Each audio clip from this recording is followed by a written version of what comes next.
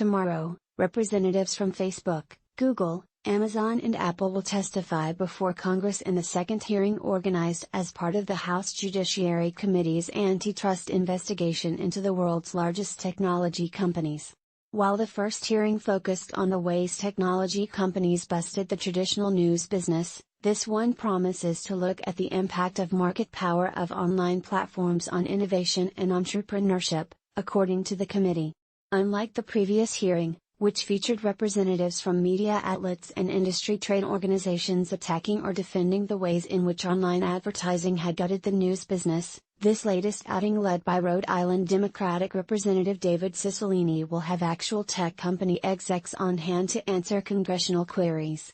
One section of the testimony will feature Google's economic policy head, Adam Cohen, Amazon's Associate General Counsel, Nate Sutton, Facebook's Global Head of Policy, Matt Peralt, and Kai Long-Deer, Apple's Chief Compliance Officer. Others expected to appear include Tim Wu, the Columbia Law professor who's been an outspoken critic of technology consolidation and an advocate for more stringent antitrust oversight of tech companies, and Maureen Olhausen, a partner at Baker Botts and the former acting chairman of the Federal Trade Commission in charge of its antitrust actions.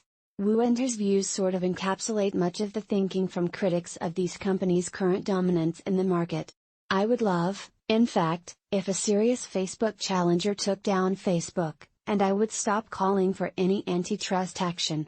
It's just when you become suspicious that the barriers have gotten strong enough that a company could survive, then maybe we need to have antitrust law loosened up, get things moving, and provide for the market cycle to take its place. Now eventually it will happen, but we can't wait for 50 years, Wu told the American Enterprise Institute in an interview earlier this year. It's also possible that history would suggest that a company like Facebook, and perhaps Amazon, will soon try to get government on their side to defend themselves against competition. I don't know what it will look like, but maybe Facebook agrees to some kind of privacy law, which for some reason is very hard for new entrants to adhere to.